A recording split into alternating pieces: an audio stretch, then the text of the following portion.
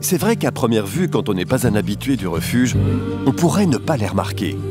Et pourtant, les animaux, eux, les repèrent en un clin d'œil, tant ils les connaissent. Ils et elles sont plus de 300 bénévoles à venir apporter leur aide chaque semaine chez Sans-Collier. Leur présence est essentielle pour faire fonctionner le refuge et rendre tous les pensionnaires heureux. Ils connaissent l'histoire de chaque animal par cœur. Mais nous ne connaissons finalement que très peu la leur. Comme le parcours d'Alice, qui en 8 ans de bénévolat, a su créer un lien unique avec les animaux les plus compliqués du refuge. C'est vraiment une vraie passion, c'est vraiment un vrai plaisir de venir ici, de se donner à fond pour eux et je suis vraiment super motivée pour faire ça. Moi j'ai énormément besoin d'eux pour mon bien-être et ils ont besoin de moi aussi pour pouvoir justement sortir. C'est presque du donnant-donnant. Eux ils sont tout contents de me voir arriver et moi je suis tout contente de les voir arriver. Il y a un retour avec les chiens qu'on n'a peut-être pas spécialement avec d'autres animaux, enfin en tous les cas moi. Au travail on est obligé d'y aller. Ici on vient de son plein gré et du coup on est beaucoup plus à l'aise avec les gens. C'est presque ma première famille, quasi. J'ai eu un gros problème de santé et c'était tellement grave que c'est eux qui m'ont redonné la joie de vivre, oui vraiment, de s'accrocher à la vie. C'est presque ma raison de vivre. Je ne pourrais plus ne pas venir ici. Je vis pour le refuge. On est là pour les rendre heureux, quoi.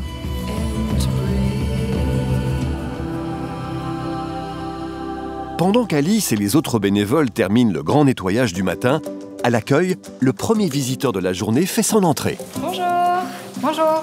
Bonjour. Venez, venez. C'est pour le petit chat. Oui. Je vais te laisser faire, comme c'est la première fois que tu fais l'abandon. On peut s'installer au petit bureau, monsieur Veni. Maintenant, c'est une ancienne bénévole, donc elle a déjà un petit peu l'habitude de faire les soins, mais néanmoins, elle a beaucoup à apprendre. Aujourd'hui, elle a son premier abandon, situation qu'elle ne connaît pas encore, qu'elle appréhende un petit peu. Vous le connaissez un petit peu, Mousti? Non, pas du tout. Je ne l'ai jamais vu. D'accord. Et donc, c'est votre femme. Et c'était pas votre chat, hein? C'était le chat de quelqu'un d'autre. Je ne suis que le convoyeur. C'est gentil de nous l'avoir apporté, en tout cas. Et il avait un accès à l'extérieur, du coup? Il sortait dans le jardin? Je ne sais pas. Qu'on lui téléphone, il est dans la voiture. On peut éventuellement, comme ça on aura plus d'informations. Il se trouve que c'est l'abandon d'un chat trouvé. On se rend compte qu'en fait, il n'a pas du tout d'informations sur le chat. Et donc Camille décide d'appeler madame pour avoir plus d'informations. Bonjour. Bonjour madame, bonjour. Je vous appelle donc concernant Mousti pour avoir un petit peu plus d'informations. Oui. Donc vous aviez, c'est vous qui nourrissiez le chat, c'était un voisin, c'est ça? Non, c'est un voisin. En fait, le monsieur de 92 ans est rentré en maison de repos il y a quelques semaines. Et la famille a tout de suite dit qu'il ne souhaitait pas s'occuper du chat, puisque le chat n'avait pas été pucé, il n'avait aucune obligation envers ce chat. Donc ils l'ont laissé dehors.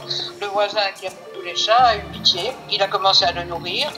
Et alors il a entrepris de persuader la famille, mais qu'il ne voulait rien entendre. Il a fait appel à la commune, qui m'a prévenu. Je suis vraiment révoltée par la situation de la famille qui, une fois le papa rentré en home, ne veut plus entendre parler du chat.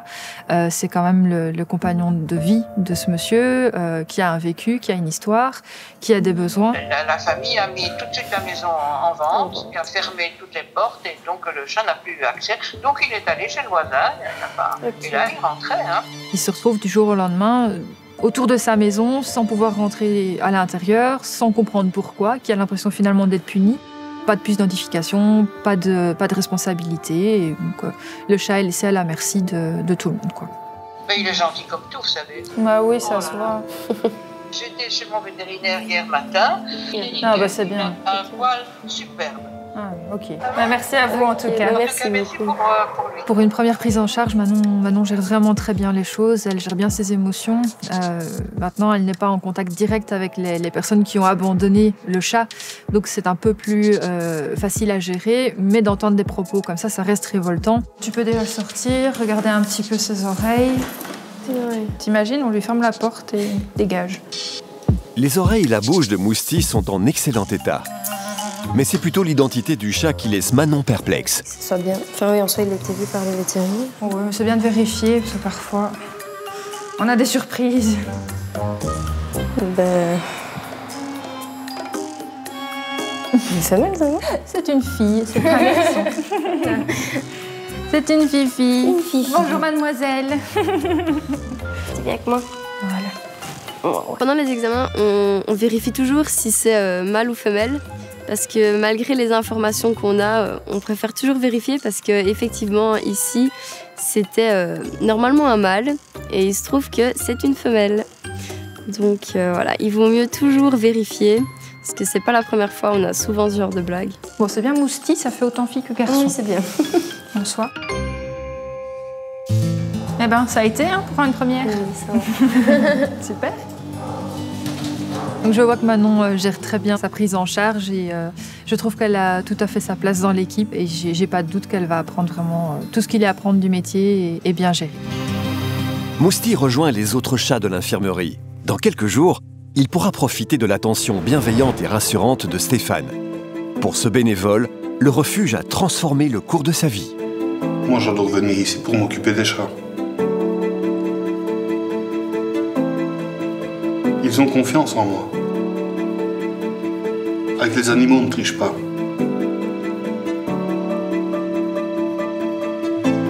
Dans ma vie, j'ai eu des problèmes que j'ai dû, entre guillemets, surmonter. J'y suis arrivé. Et bon, mais je remarque que pour les animaux, c'est la même chose. J'avais perdu un petit peu confiance en moi, vu la solitude. Le fait de venir ici, au moins, ça m'a occupé. Ça m'a occupé par une chose qui m'intéressait vraiment. C'est une amélioration dans ma vie, quoi. Des périodes sombres, je n'en ai plus tellement maintenant. Mais pour moi, dans la vie, l'important, c'est justement de pouvoir se dépasser, pouvoir changer de vie complètement, s'y adapter et pouvoir vivre convenablement, quoi. C'est ça l'important dans la vie. Et moi, je l'ai trouvé. Si je devais recommencer, je recommencerai sans problème. Qu'il soit bénévole ou employé, chaque membre de l'équipe de Sans-Collier se donne corps et âme pour le bien-être animal. Pour eux, chaque histoire est précieuse. Et le passage au refuge de certains animaux reste pour eux un moment inoubliable. C'est pourquoi Sébastien et Nadège rendent visite en urgence à un pensionnaire qu'ils auraient préféré ne jamais recroiser au refuge. Indy, un labrador de 12 ans qu'ils avaient réussi à placer il y a 2 ans après de longs efforts. Voir Indy revenir au refuge, c'est pas facile. On a un chien qui est compliqué à placer, qui est âgé, qui est aveugle, qui est diabétique. C'est un peu la totale et qui en plus a pas de chance, quoi. Indy, il est arrivé avec Jack il y a quelques années au refuge. Le propriétaire n'avait plus de logement. Ça a été vraiment une histoire particulière qui nous a marqué puisque les 2 chiens étaient non seulement hyper attachants, mais en plus on avait un propriétaire qui appelait tous les jours pour prendre de ses nouvelles pendant des mois. C'était du jamais vu, c'était vraiment inouï. On est parvenu au fil du temps à trouver une solution. Donc Indy et son frère Jack ont pu retourner chez leur propriétaire, donc c'était une fin heureuse finalement. Tout se passait bien, pour nous l'histoire s'était terminée et c'était une belle fin de vie. Malheureusement, Indy est revenu, est de retour au refuge suite au décès de son propriétaire et là on a clairement une histoire qui est faite de coups de malchance. Indy, c'est pas un retour fait d'irresponsabilité ou d'acquisition impulsive, on a un chien qui vraiment a un destin malheureux. Pour Indy, je crois que c'est vraiment compliqué pour lui parce qu'il ne comprend pas ce retour au refuge. La vie en refuge, c'était déjà difficile à l'époque. Ça l'est encore maintenant, peut-être encore plus, puisqu'il a perdu la vue. Il a aussi perdu son frère, Jack, qui était avec lui au début, qui a partagé toute sa vie. Et donc ça reste compliqué, mais les équipes sont aux petits soins avec lui pour essayer que le passage soit le plus agréable possible, ou en tout cas le plus confortable possible pour lui.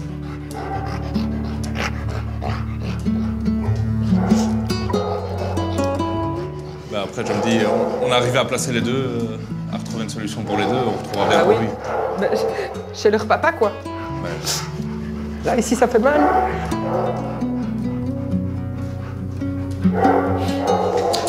Il méritait pas ça, quoi. Ah, mon gars. Enfin, même si je sais qu'il est bien ici, c'est toujours dur, quoi. Ouais, il a pas eu de chance. Retour en cage.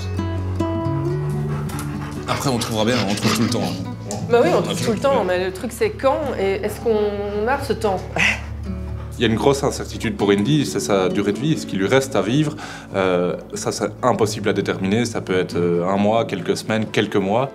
Pour Indy, moi je suis optimiste, vraiment, parce que d'abord, ça fait des années qu'on fait des adoptions et on sait qu'on y arrive toujours, quoi qu'il arrive. Ça prend parfois plus de temps, c'est parfois plus compliqué, mais il n'y a pas une seule fois où un chien est mort de vieillesse ici. Et donc je crois qu'on y arrivera, il n'y a pas de raison qu'on n'y arrive pas. Et puis il faut finalement croire à l'impossible si on veut qu'il se réalise.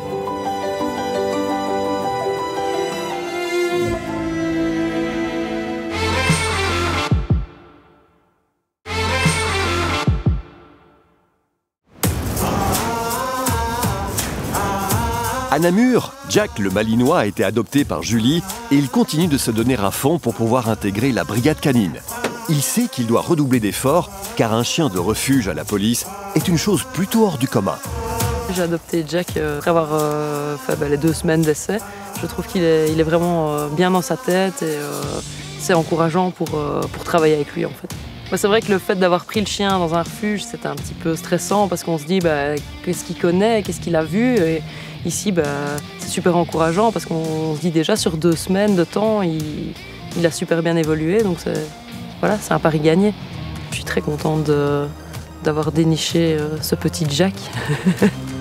Maintenant, on commence un petit peu à le mettre dans d'autres situations. Donc voilà, voir un peu comment le chien réagit et s'adapte à toute situation.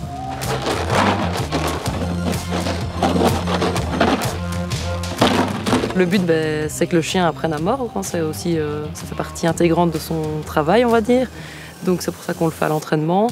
On lui montre plein de choses différentes, comme le pneu et tout ça, parce que dans la réalité, il peut être confronté à énormément de situations différentes. Ok, bien. Voilà, voilà, voilà. Yaha, yaha, yaha. Ok, tu repars avec. Viens, Jacques, viens. C'est bon. Une légère amélioration par rapport à la dernière fois. Hein. Légère. Une légère. C'est plus le même chien. Une belle évolution. Super. Beau travail. Beau travail, Jus. Bien joué, Jack. Merci. Nous, ce qu'on recherche, ce sont des chiens qui ont quand même du courage, parce que voilà, ils doivent faire pas mal de choses au niveau mordant, et des chiens qui ont envie de travailler. Et lui coche actuellement, en tout cas, toutes les cases. Ouais. Le chien appartient toujours au maître, donc ce sont nos propriétés, et chacun est libre de choisir le chien où il veut. Et ici, voilà, effectivement, Jack est le premier qui vient d'un refuge. Belle première expérience. Ce que Jack ignore, c'est que Sophie, une des animalières qui s'est occupée de lui à son arrivée, lui a prévu une petite visite surprise. Le revoir après une semaine, moi évidemment je me pose la question, est-ce qu'il va me reconnaître, est-ce qu'il m'a déjà oublié? Coucou Jack, coucou loulou, oh là là. Et alors? Je crois qu'il m'a pas oublié. Et alors, ça va donc mon chouchou. Ouh là là. Et alors? Moi aussi je suis contente. Et alors? Et en fait, pas du tout. Il me saute dessus, des câlins, il me mâchouille les cheveux. Enfin, vraiment, c'est une belle reconnaissance du travail qu'on fait au quotidien. Et on les aime de tout notre cœur. Et c'est super chouette de le revoir et de le voir aussi épanoui, de voir qu'il m'a reconnu, qu'il y ait de nouveau un échange entre lui et moi. C'était super chouette comme moment. T'as une belle vie, toi, maintenant. Hein? Ah, t'as une belle vie maintenant. Hein? Il est à l'aise partout. C'est un plaisir. Je suis pas sûre que tu peux être aussi câlin dans ta nouvelle fonction. Hein. Moi aussi, justement, c'est le but. Hein. Il faut que le chien soit sociable dans le boulot. Et le contact avec lui, ça se passe bien? Ouais, génial. Il y a vraiment eu un super bon feeling dès le départ. Et ici, c'est vraiment le bonheur au quotidien, quoi. Gros coup de cœur. Franchement, il est adorable. C'est bien au niveau du boulot, au niveau promenade et tout ce qui s'ensuit. Ouais, franchement, au quotidien, ça se passe super bien. C'est super. Que du bonheur, cette adoption. C'est vrai qu'il y a des chiens qui restent avec nous assez longtemps, puis d'autres comme Jack qui ont la chance de pouvoir partir rapidement et d'avoir un destin hors du commun. C'est pas du tout une adoption classique, en tout cas au sein de notre refuge, donc c'est génial ce qui va lui arriver. J'ai hâte de le voir à la fin de sa formation, de voir comment il sera. Il va se tenir droit et marcher, déambuler dans les rues de Namur. Avec son petit rôle de chien police, il va faire ça très très bien. À quelques kilomètres de là, Marie, bénévole chez Sans Collier depuis 5 ans, continue ses tâches de la journée. Pour elle aussi, le refuge représente bien plus qu'un lieu de travail. Ça a été une révélation en fait de venir au refuge. Je veux vraiment faire ça de ma vie, les aider, les soigner et pouvoir leur apporter en fait du bonheur dans ces périodes malheureuses pour eux en fait. Je peux pas imaginer mes semaines sans venir ici. Il me manque au quotidien. Ce sentiment en fait d'importance, de faire quelque chose d'utile et de bien, c'était pour moi le plus important. J'avais l'impression que dans nos vies, on contribue à des choses très futiles, alors qu'en réalité, ils sont tellement nombreux à avoir besoin de nous.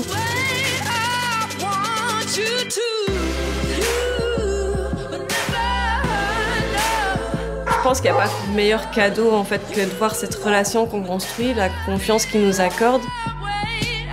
Et quand on voit ce qu'on sait faire ici au refuge, je me dis que rien n'est jamais perdu et on arrive à faire des choses tellement incroyables. Il faut que ça continue et il faut que ça bouge aussi. Je pense que c'est pour ça qu'on tient en fait ici, c'est que il y a des émotions tellement fortes, des choses tellement belles qui se passent malgré tout que oui, notre motivation et notre rage de se battre, elle sort de là en fait. Elle sort d'eux.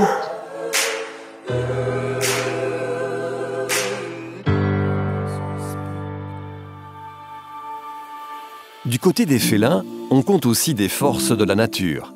Cette famille venue adopter un nouveau chat est d'ailleurs sur le point de rencontrer une véritable petite battante. Il va monter dans l'arbre à chat. Il joue avec un autre chat en fait.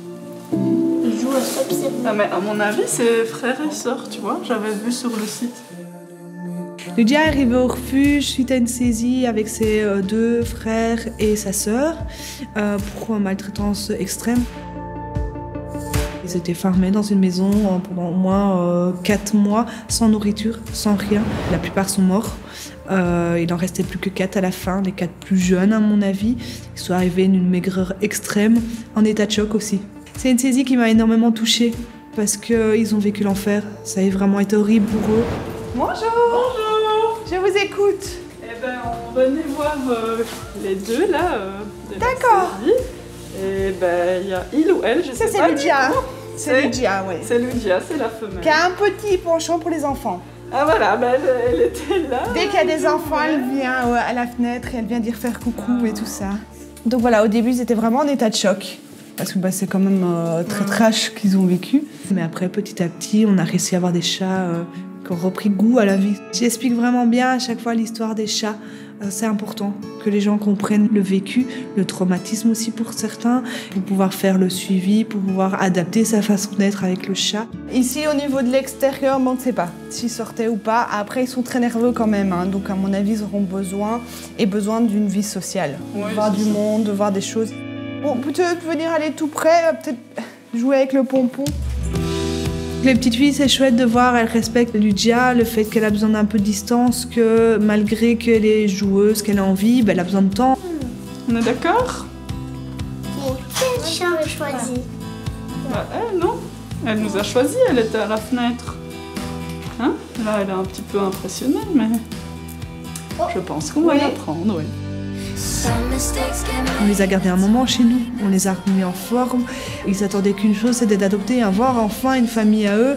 Voilà, ramener à la maison. C'est pas sa maison, c'est là-bas sa maison. Ah bah plus maintenant, hein. Plus maintenant, hein, sa maison c'est chez nous maintenant.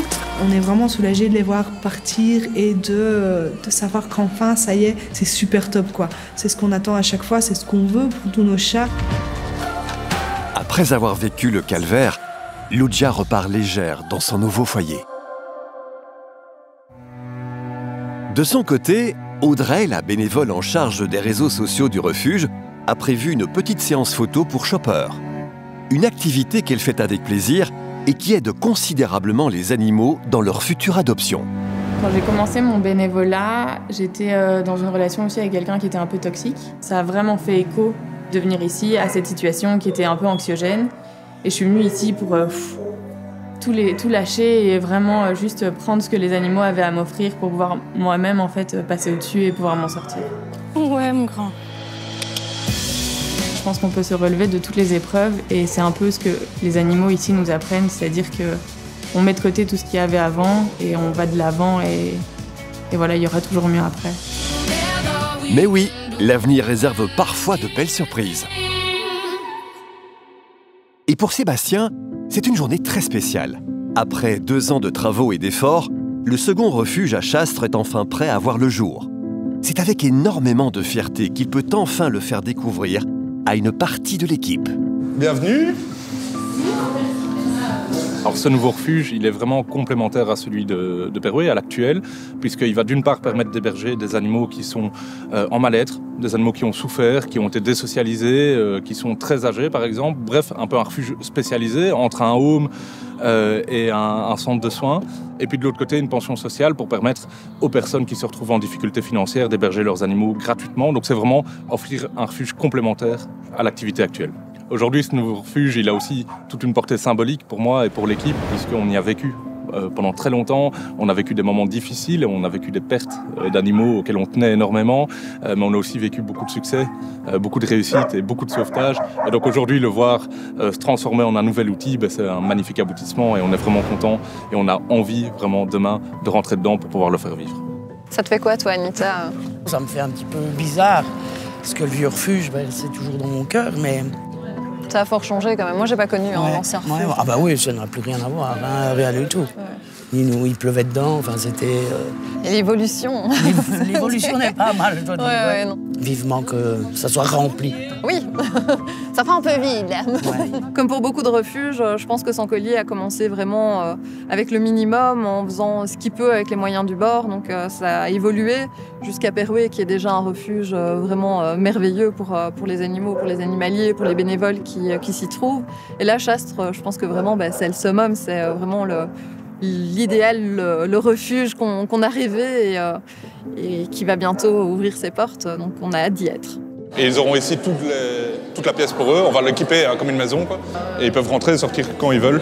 C'est vrai qu'au niveau de la sociabilisation, ça peut leur apporter un petit plus de garder ce contact avec les autres chiens. On sera déjà aussi beaucoup plus en contact avec eux. Et je pense que c'est quelque chose en tout cas qui sera vraiment bénéfique pour eux. Et je pense même pour nous aussi, c'est beaucoup plus sympa de passer ces journées en compagnie et vraiment en présence directe des pensionnaires. Ça, c'est l'espace chien. Et donc ils ont 25 aires de terrain pour eux, en permanence. On va mettre des bancs aussi. Hein. Tout le monde a des tables de pique-nique et tout. Que vous soyez tout le temps avec les chiens, quoi. Donc vraiment, on mange à côté, on mange dehors, etc. Donc que la vie se fasse en permanence avec eux, quoi. Mais je sais pas si on peut marcher. On peut pas marcher dans l'herbe, mais tu peux y aller si tu fais des bonds comme ça, mais toute seule alors.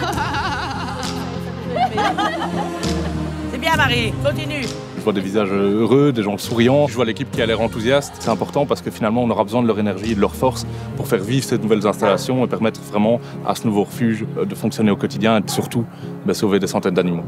Donc l'idée, c'est que ce soit hyper vert, donc des arbres et tout. Et puis alors, ils auront tous des accessoires, des passerelles entre des box, etc. Donc tout va être équipé. Rien à voir, hein, quand tu vois l'ancien refuge. Je suis contente d'être là. Ça, c'est clair. Et eux, ils vont être contents. Hein. Il n'y a plus qu'à les voir profiter maintenant. Quand je me souviens d'il y a quelques années et que je vois tout le chemin qui a été parcouru, à l'époque on était une petite vingtaine, aujourd'hui on est plus de 300, on est dans des infrastructures qui accueillent des centaines d'animaux, c'est quand même un chemin de dingue, c'est hyper valorisant, on a beaucoup de satisfaction d'être arrivé à faire tout ça.